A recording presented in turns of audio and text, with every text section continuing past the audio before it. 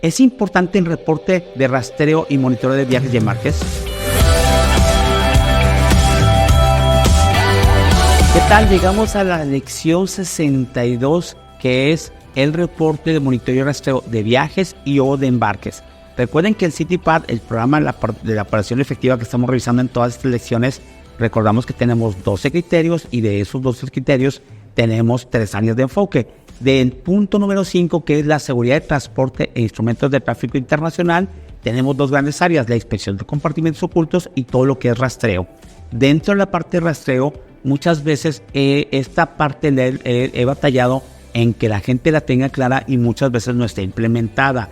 Es requerido y aparte ayuda mucho y apoya mucho a la eficiencia y la efectividad que se tenga de este proceso de monitoreo y rastreo, que es súper importante tanto para las empresas de transporte, que son los responsables de ejecutar en la parte del monitoreo per se, el rastreo de las unidades, como para la gente de manufactura o la gente que esté involucrada en este proceso. Muy bien, cuando nosotros tenemos un proceso de rastreo que todas las empresas de transporte lo deben de tener por la naturaleza de su operación, nos encontramos con que tienen una parte de un GPS, la parte de los camiones, la parte de los camiones, los barcos, los ferrocarriles. Todo instrumento de transporte tiene que tener una forma de rastreo porque se rastrea o se monitorea la carga que pues está transportando. ¿Sí me explico? Cuando somos empresas de transporte nosotros le llamamos un viaje, porque en los viajes, viaje 1, viaje 2, viaje 3, damos un servicio de transporte, y la gente de manufactura o comercializadoras o los dueños de la mercancía le llaman el rastreo del embarque o el rastreo de la mercancía.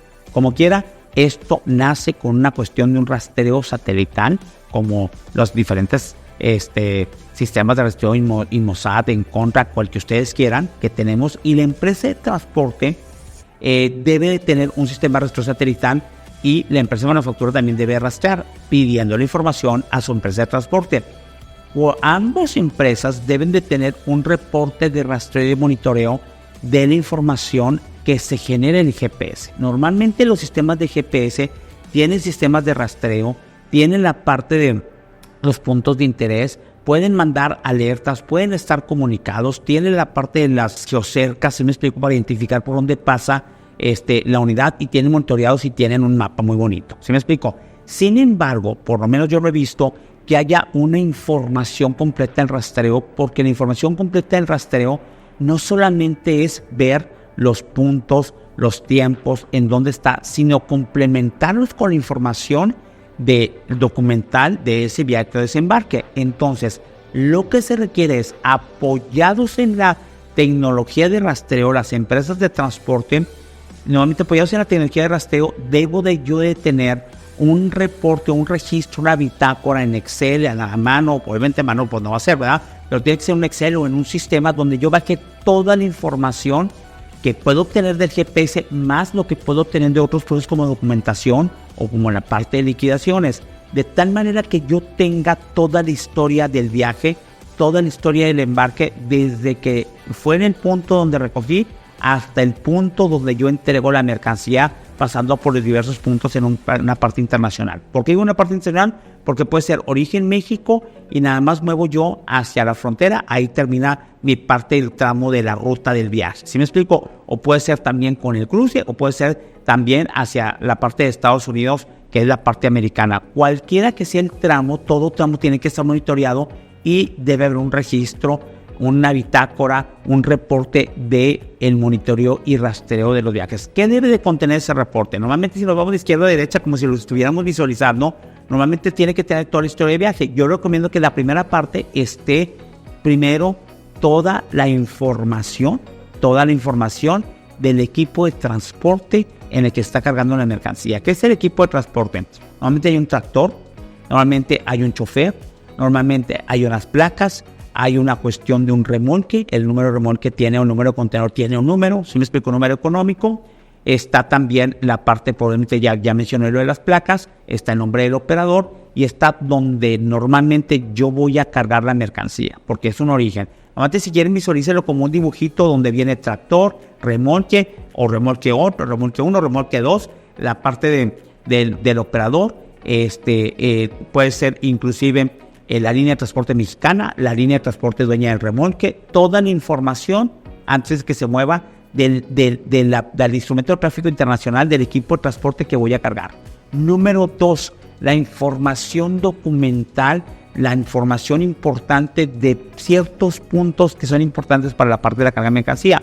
Puede ser un número de BL, un número de factura, algún sello, el número de sello, ¿sí me explico?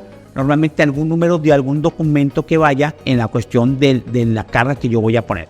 Aquí es bien importante también las horas. ¿A qué horas entró ese equipo de transporte a mi planta? ¿A qué horas empezó a cargar? ¿Y a qué horas se salió de la planta? ¿Cuánto tiempo estuvo en la planta? Debe también estar esa bitácora. Entonces ya dijimos, toda la parte de la información del tiempo, entradas, salidas, duración de la carga, toda la información respecto al equipo de transporte, equipo de remolque, el tractor, el chofer, la parte de si hay un número de DOL y un número de placas, etcétera, toda la parte documental, la cuestión documental, que son los documentos, el número de DBL, el número de factura, el número de carta de instrucción, el número de sellos con el que cerramos el instrumento de tráfico internacional, el remolque o el contenedor, si es que aplica, etcétera.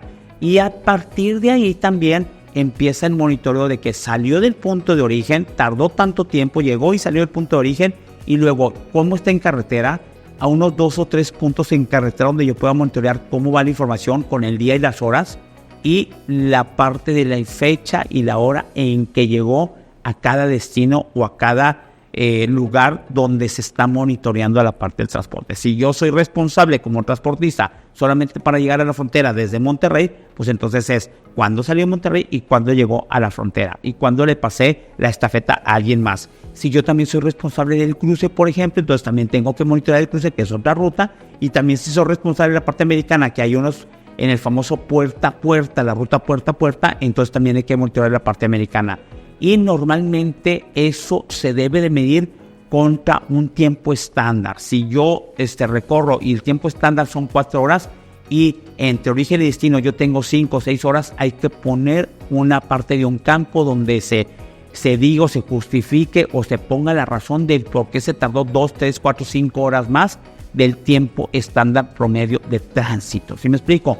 O anomalías o situaciones especiales como que le tocó un rojo en aduana, como que hubo un accidente, como el que paró se sintió mal, como que no encuentro el operador, como que le tocó la revisión por una autoridad, etcétera, que justifique qué tanto más me salí del tiempo estándar. Las aduanas, tanto OEA como CITIPAD, le piden ahí que pongan un tiempo estándar para que tú compares, que es lo que la gente que rastrea lo que hace. Comparas el tiempo normal de tránsito con el tiempo real, y si entre más sea separado o más haya diferencias entre los tiempos, es cuando puede poner alerta. Normalmente la gente de transporte, los quiero mucho, pero normalmente la gente de transporte lo que hace es, con el rastreo nada más rastrean y nunca llenan esa información.